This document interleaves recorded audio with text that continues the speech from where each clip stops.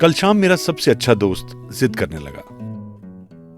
Actually वो मुझे अपने साथ ले जाना चाहता था घोड़ों की रेस देखने के लिए।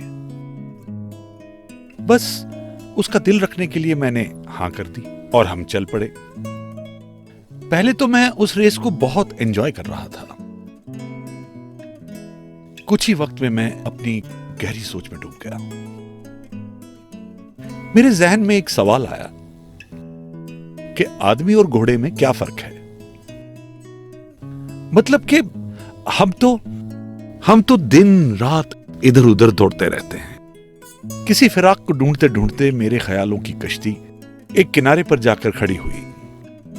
उस किनारे पे मेरी मुलाकात हुई अमित से। जी हां, अमित, हमारी आज की कहानी का हीरो।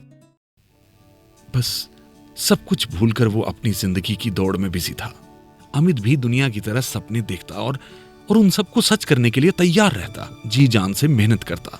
अमित एक कंपनी में मार्केटिंग ऑफिसर था, पर चाहता तो बहुत कुछ था। वो बस प्रमोशन प्रमोशन प्रमोशन, सिर्फ आगे बढ़ना चाहता था।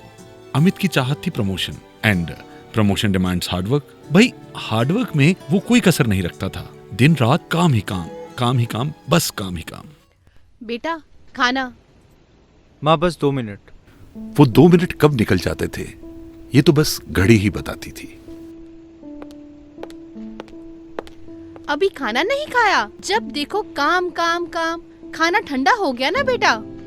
माँ बस अभी खाता हूँ, थोड़ी देर। अमित के पास किसी के लिए वक्त नहीं था। जब माँ का प्यार भी उसकी तरफ बढ़ता था, तब भी बस मिलता तो एक ही जवाब, काम। आखिर वो बेचारी भी क्या करती, अकेली थी। चाहती थी कि वक्त बिताए अपने बेटे के साथ, पर बेटे को कुछ और नहीं चाहिए था। बस उसे तो चाहिए थी तरक्की। उसे सिर्फ तरक्की को पाना था, इसीलिए वो सब कुछ भुला बैठा था। कहते हैं मेहनत हमेशा रंग लाती है, और कड़ी मेहनत का परिणाम तो काजू की बर्फी से भी ज्यादा स्वादिष्ट होता है। 4 साल बीत गए थे और काजू की बर्फी बनकर बिल्कुल तैयार थी। अमित को प्रमोशन मिल गया। वो बड़ा खुश था, वो फूले नहीं समा रहा था। 4 साल से जिस गड्ढे को खोद रहा था, उसमें पानी जो निकल आया था। अमित ने फटाफट फोन उठाया और हेलो माँ, मेरा प्रमोशन हो गया। सच? भगवान का लाख लाख शुक्र है, आखिरकार तुम्हारी मेहनत रंग लाई। अच्छा माँ, शाम को तैयार रहना, बाहर खाने पे चलेंगे। ठीक है, बाय। माँ भी बहुत खुश हो गई। सालों के बाद जो बेटे के साथ वक्त बिताने का मौका मिल रहा था। माँ वक्त से पहले ही तैयार हो गई और इंतजार करने लगी। घड़ी की आवाज घर में गूंजने लगी, पर अमित नहीं आया। फिर से उसे ऑफिस में काम पड़ गया था। देर रात के बाद जब अमित घर पहुंचा, माँ को देखते ही उसे याद आया, उफ, माँ को तो बाहर ले जाने को कहा था। आगे बेटा, खाना लगा दूं? माँ आई एम सॉरी, मैं भूल गया था माँ। कोई बात नहीं बेटा।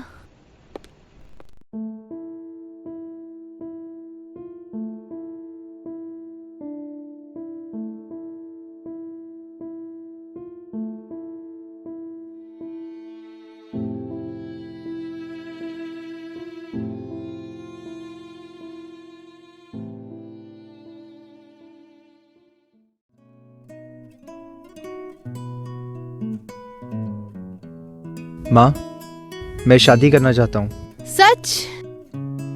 अमित की शादी हुई सोनम से। दोनों बहुत खुश थे और माँ तो उन दोनों से ज्यादा खुश थी। माँ को सहेली जो मिल गई और अमित को जीवन साथी। पर फिर भी दोनों अकेली थी। सोनम जिसे बस पति नहीं मिल पाया।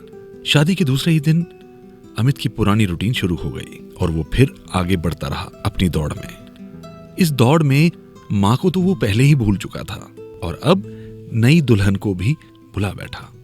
बस इसी तरह 2 साल बीत गए और उस दिन। हेलो, हाँ अमित बेटा, सोनम को लेके अस्पताल जा रही हूँ, कम से कम आज देर मत करना। अच्छा माँ, तुम सोनम को लेकर हॉस्पिटल पहुंचो, मैं आता हूँ ना। मीटिंग खत्म होने वाली है बस। कहते हैं कोई पल किसी के लिए नहीं रुकता, तो फिर अमित के लिए कैसे रुक जाता। अमित के घर एक नन्ही सी गुड़िया आई। अमित हॉस्पिटल पहुंच तो गया, पर बहुत देर बाद। इस तरह सालों साल बीत गए अमित को प्रमोशन मिलते चले गए। अमित की जिंदगी में अच्छे बुरे मौसम आते गए, पर वो ऐसे ही डटा रहा। उसकी दौड़ में सिर्फ उसके लिए सब कुछ उसका काम था, और किसी कोने में पड़े थे मां, बीवी और उसकी बेटी, जो अमित से कुछ वक्त की उम्मीद करते थे। अमित की उम्र अब 45 साल हो चुकी थी, और वो वैसा ही था। पर उस दिन May I come in, sir? Come in. Good afternoon, sir. Good afternoon Rahul. So sir वो बात करनी थी आपसे। बोलिए, एक्चुअली ना मुझे 2 हफ्ते की छुट्टी चाहिए। कुछ खास? हाँ जी सर, वो फैमिली के साथ घूमने का प्लान बनाया है। मिस्टर राहुल, आपने अपना पिछले 2 सालों से छुट्टियों का रिकॉर्ड देखा है? सर वो तो मैंने 15th ऑफ नवंबर, मेरी वाइफ का बर्थडे था। 14th दिसंबर सर मेरा खुद का बर्थडे था ना। And 2nd of March. मेरे यहाँ बेटा हुआ था ना। उस एम्प्लॉय से बात करते करते अमित शांत हो गया। कोई नहीं जानता था कि उसके दिमाग में क्या चल रहा है। शेफाली, मेरे अगले 2 हफ्ते के सारे अपॉइंटमेंट्स कैंसिल कर दो। उस 25 साल की नौकरी में उसने पहली बार कहा था कि मैं लीव पर जा रहा हूं। उसके उन लफ्जों के कारण पूरे ऑफिस में एकदम चहल पहल सी हो गई, और अमित के चेहरे पर एक अजीब सी शांति थी, और अमित ऑफिस से निकल गया।